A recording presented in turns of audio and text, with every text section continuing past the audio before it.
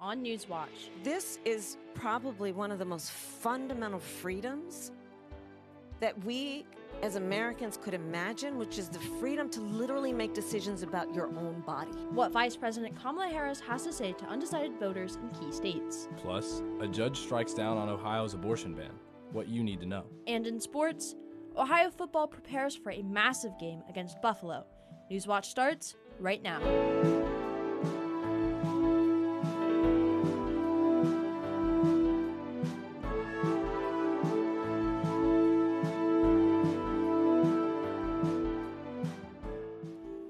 Good evening, I'm Allison Patton. And I'm Noah Cavan. Welcome to Newswatch. In a fiery press conference, John Rose, the independent running for Athens County Commissioner, called out current commissioners over working conditions for emergency medical service workers. Newswatch reporter Meg Kaczynski was there and joins us live with the full breakdown. Megan, what did Rose have to say? Allison and Noah, just over an hour ago, Rose called out county commissioners saying they are the place of issues with Athens County EMS. Rose read off a number of letters he said were written by current and former EMS workers. He says the department is at a breaking point, facing issues with understaffing and wages. Rose is running against incumbent Charlie Adkins for Athens County Commissioner. As a former paramedic for Athens County EMS, this is the reason he entered the race. Sounding the alarm since 2022. I've been yelling from the rooftops for the last 2 years, and nothing is getting done. And nothing is going to change until we change it from the inside. If you want an ambulance to show up when your loved one is dying, if you want an ambulance to show up when your loved one is hurt, we need to fix this problem now, not later. WOUB reached out to Adkins for comment, but so far has not heard back. Reporting for Newswatch, I'm Megan Kaczynski, live in Athens. Thanks, Meg. There's only one statewide issue on November's ballot. And anecdotal evidence suggests some Ohioans find the summary language for Issue 1 confusing. So what is Issue 1 about? Issue 1 would replace the 7 elected officials on the Ohio Redistricting Commission, currently dominated by Republicans, with a 15-member panel composed of 5 Republicans, Democrats, and Independents each. The summary language is adopted by the Ohio Ballot Board to describe statewide issues voters will decide. Most elected Republicans in Ohio opposed the proposal to change the redistricting process, Issue 1. The Athens County Public Libraries are asking voters to pay more to support them. Newswatch reporter Ashley Fry finds out what the ballot is about and how it can affect the community. Ashley? Noah, the Athens County Public Libraries receive a third of their funding from a 2019 levy that ends this year. The ACLP says an increased levy this election, known on the ballot as Issue 17, would allow the library to continue providing services to library patrons. I finished my other books and I needed some new books. Thomas Miklovich is a regular at the Athens Library branch.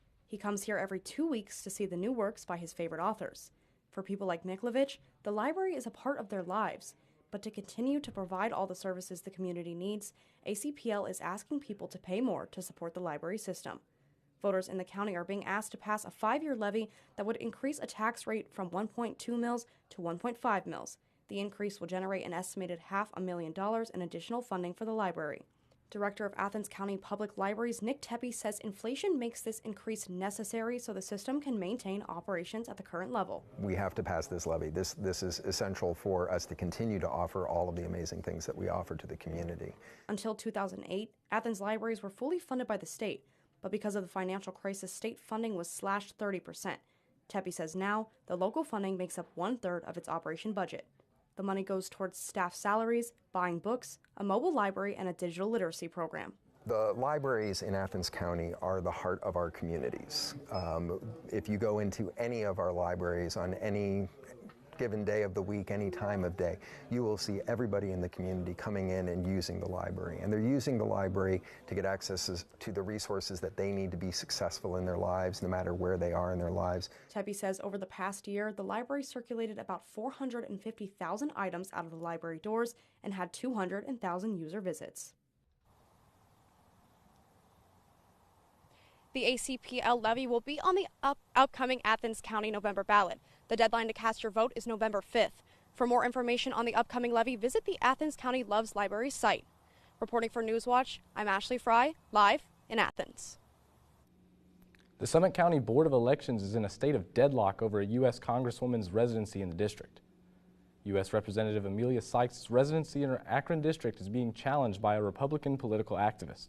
She faces GOP nominee Kevin Coughlin in the November 5th election, a contest considered among the nation's tightest House races.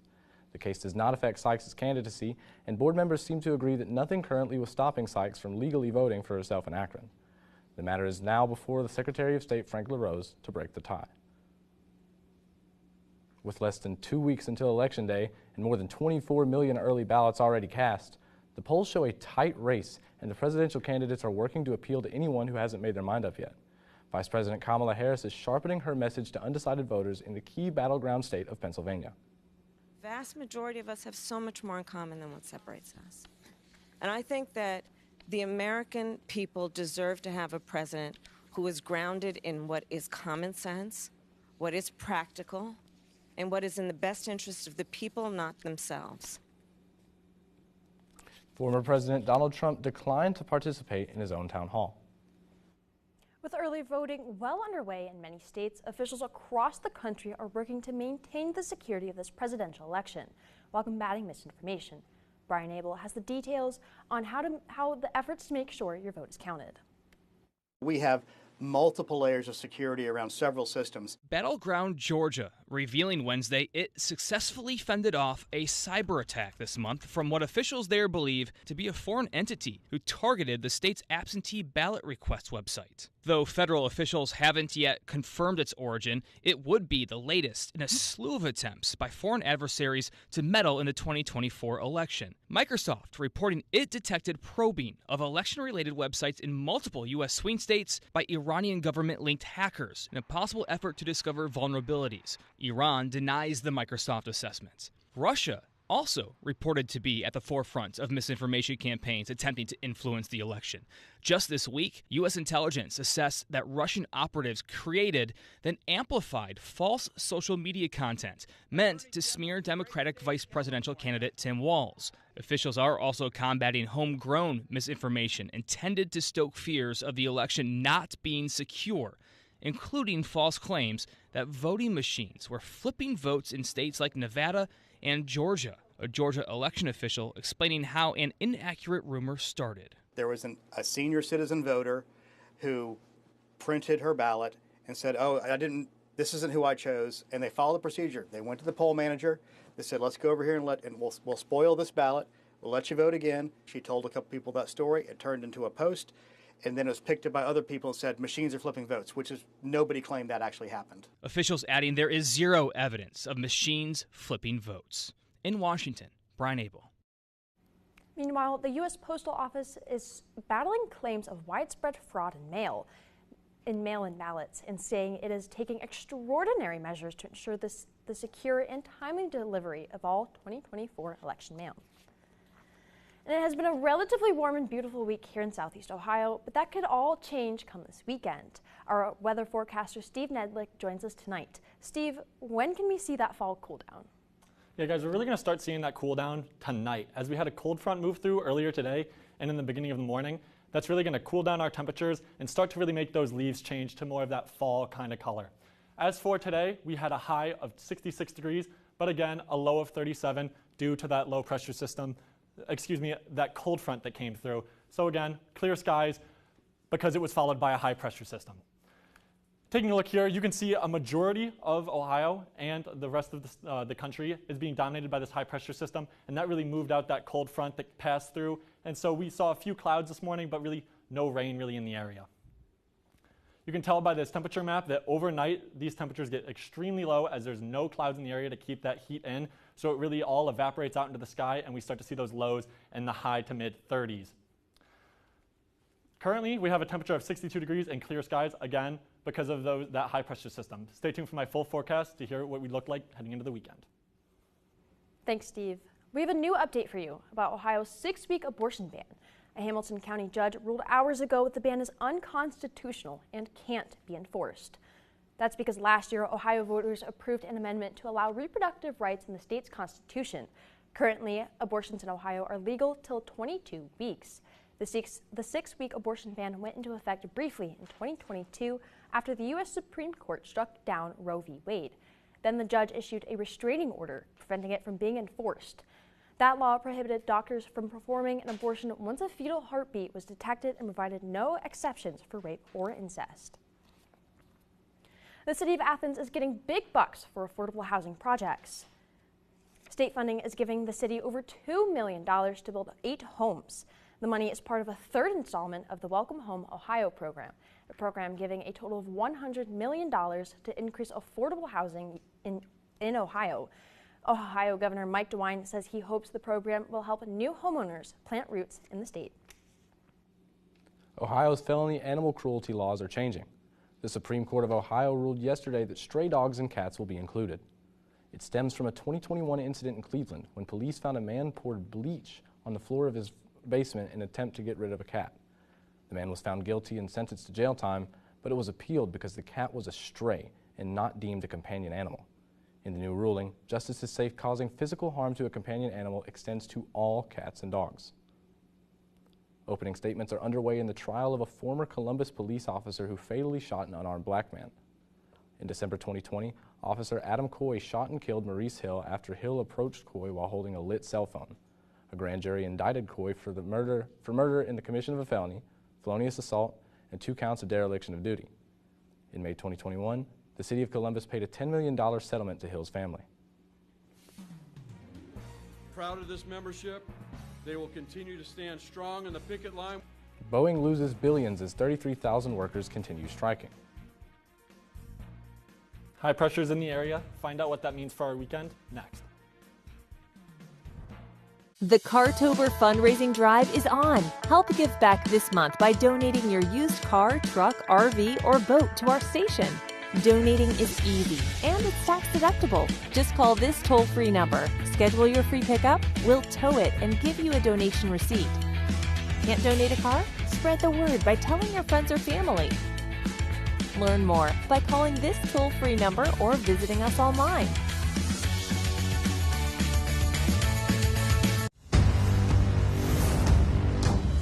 No world is truly unchanging. This is nature at its absolute finest. Our daughter, she's gone missing. I should leave this alone. But you won't.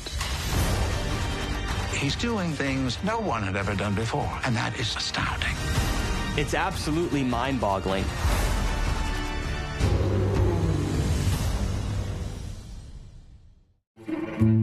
Menopause is the one universal female experience. If you are born with ovaries, you will be menopausal. I didn't notice the menopause stuff happening, but I felt like an angry person. And I'm not an angry person. Menopause certainly changes your brain. The generation going through menopause now, they're not going to suffer in silence. Monday at 9 on WOUB. There are a lot of really good teams. These programs are incredible. We're practicing every day. No human being can be perfect, but we seek as close to perfection as possible. Play the day away. I feel everything right now. Our group dynamic hasn't been perfect. It's insane. I just don't want us to embarrass ourselves. Are you ready? Now it is showtime. Tuesday at 9 on WOUB.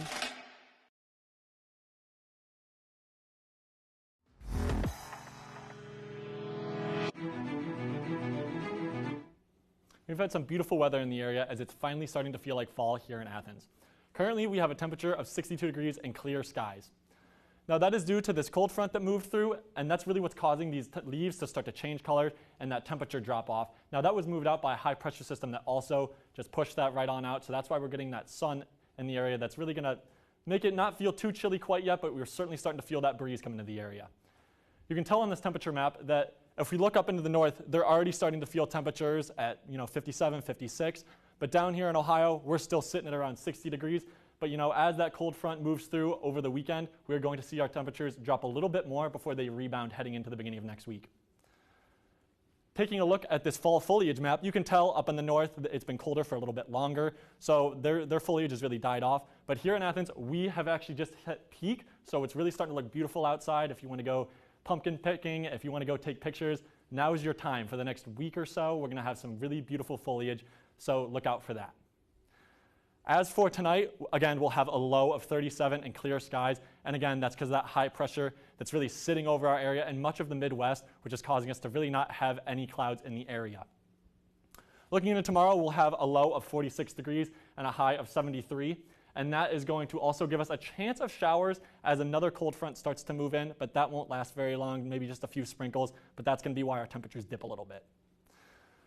Looking at tomorrow, you're going to see that precipitation coming with that front, and that's going to maybe bring a few showers as we head into tomorrow night is when we're really going to start to see a little bit of an impact from that. So if you have any plans, just plan accordingly, maybe bring a rain jacket. Looking into Saturday is when we start to see that front move out because of the high pressure system that really sets up. So we might have some lingering showers, but because of that rain, we're going to have some cooled air. So expect temperatures to be a little lower before the beginning of next week. As we look into Saturday, a majority of this high pressure is just sitting over the country, and so there's not many clouds to speak of once this pressure system moves out and we get these clouds out of here. Looking into our 7-day, on Sunday is when that high pressure system really begins to set up with a high of 62 and again a low of 35. On Monday, we'll have our temperatures rebound a bit with temperatures at 71, but then again a low of 48 because there are clouds in the area, so that's going to keep our energy in overnight. And so it won't be as chilly overnight, so you can maybe leave your plants out if you want. Tuesday is when we really start to see temperatures climb back up near 80, so we're really going to get pump faked here as we might have some summer-like weather heading into the middle of next week. Again, high of 77, 78, and a high of 77 again. And showers will move into the area, and we have a low of 53 again due to those clouds. So stay tuned for that. Thanks, Steve. The Boeing strike continues after workers rejected a deal from the company. The latest contract offered a 35% raise over 4 years, but union members say they want more. The strike has been going on since September and is costing Boeing billions. Experts say the company could be facing serious financial issues if the strike doesn't end soon. If the current issue is not resolved quickly in terms of the machinists going back to work, that threat of Chapter 11 bankruptcy is not very far in the future. Boeing's third quarter report shows without any form of savings or emergency funds, a financial shock could result in debt and potentially create a longer-lasting problem. Emergency savings has long been the Achilles heel of Americans' personal finances. Greg McBride with Bankrate says more than 60% of Americans feel they're behind on their emergency savings. Still, a majority of Americans don't have enough to cover unexpected expenses for a prolonged period of time. An ideal emergency savings cushion for most people is going to be enough to cover 6 months worth of expenses, but only about 28% of American households actually have a cushion of that size. Bankrate says some easy steps to get your emergency fund started include making a budget, determining your fund goal, setting up direct deposit, and save any unexpected income. For those living paycheck to paycheck or without a constant stream of income, managing your cash flow or putting away part of your tax refund are the easiest ways to get started. Each of those represents an opportunity to funnel that money into savings and increase your savings cushion. I'm Ivan Rodriguez reporting. Now, emergency funds serve as an easily accessible cash reserve to cover unplanned expenses or emergencies, but with rising prices and inflation, for many Americans, just getting by is hard enough. A Colorado man is suing McDonald's after eating a quarter pounder that is linked to an E. coli breakout. The man says he got sick after eating a quarter pounder at its local McDonald's.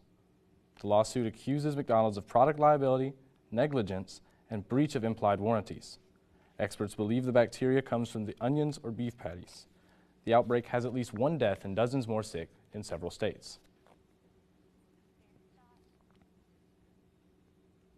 It is found that the onion supplier supplied them contaminated onions. So they can say, yes, it's my fault, I served you the hamburger, but the onion supplier needs to pay for it. The outbreak has taken onions off quarter pounders across several states, and some stores aren't serving the burger at all. Coming up next, Ohio football is back home and has a crucial matchup against a top MAC opponent. Get the full preview and hear from head coach Tim Albin and more after the break.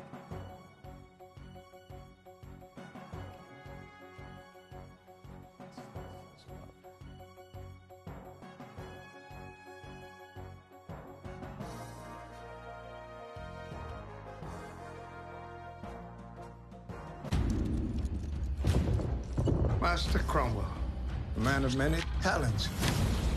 He comes from nothing. A ruffian. It's as if he's the one in charge. You think you are the king? I'm warning you, those who've been made can be unmade. I entirely agree. Sunday at 10 on WOUB. Craving adventure? Passport is your ticket to the hottest destinations in drama. Check into luxurious hotels. Hit exclusive beaches. But fair warning, travel plans can sometimes get complicated. If you've got the itch for drama, travel the world and stream now with Passport on the PBS app. This is you on the cusp of your next chapter. It's a passageway into something new. It just seeps into you. It's a groundbreaking moment. We can make it ours. We're coming out hot. We're starting here. It's definitely going to be a treat for their palate. What a story. She had the imagination of a genius. Each time I go up there, it's the sense of newness. 3, 2, 1. Showtime. We're all running. It's beautiful. Cherish every moment. Continue to laugh. We hope you'll join us. There is no going back. It's time for a new beginning.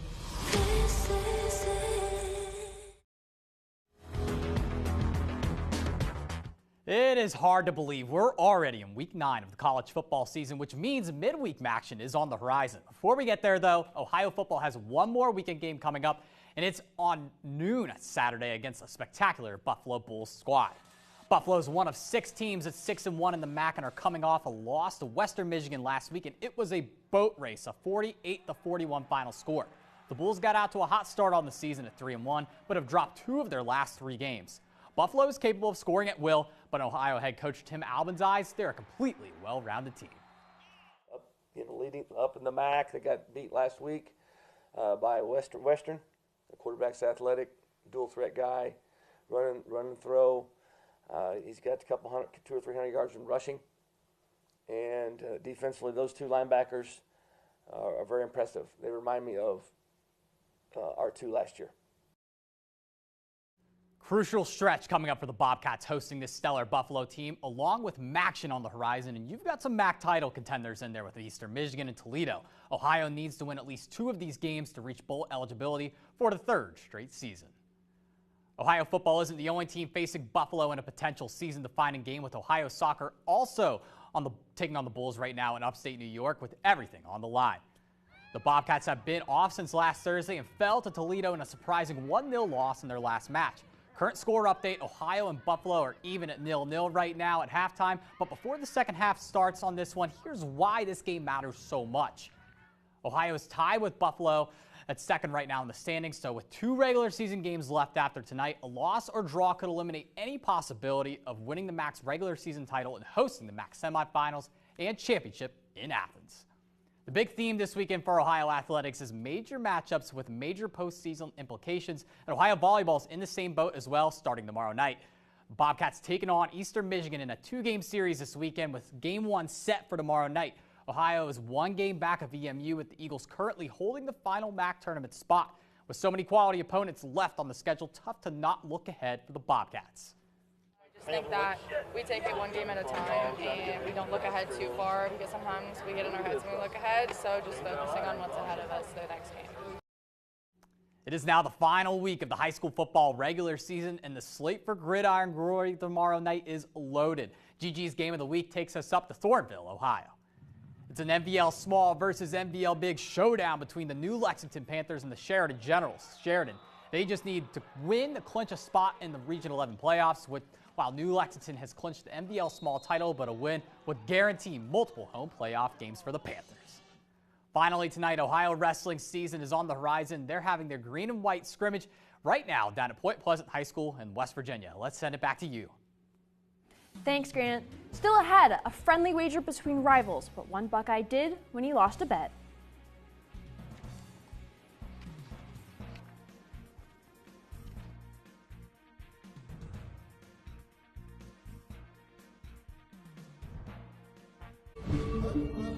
America was founded on a revolutionary ideal. To me, freedom of religion is everything. Toleration is insufficient. We need equal liberty. Concern about religious liberty is as old as America itself. What happens when those freedoms are taken away from us? This is the story of the greatest experiment in religious liberty the world has ever seen. Tonight at 9 on WOUB. The next few years might be rough. There's going to be ups and downs. From the last election to the present one. I wonder about the American dream. I haven't seen anybody in my neighborhood come from rags to riches. The views and experiences of Americans. I want the values to be what the people are voting for, not the person. There's so much division and polarization. A Frontline special presentation, American Voices 2024. Tuesday at 10 on WOUB. For more than 70 years, WOUB Public Media has been the place where people in our region turn to learn how stories of the past ignite the imagination of the future. It's where information, entertainment, and education work together to inform, enlighten, and inspire generations. It's the place where the community gathers to hear and see our world in new and innovative ways.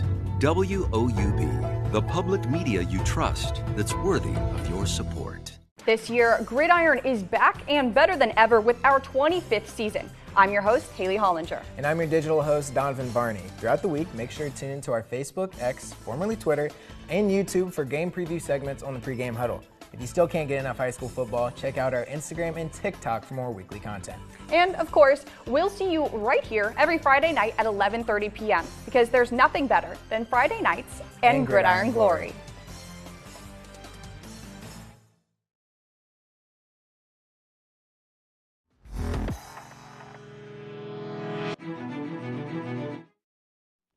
Ohio State's loss to Oregon this season is a game that most Buckeyes fans do not want to remember.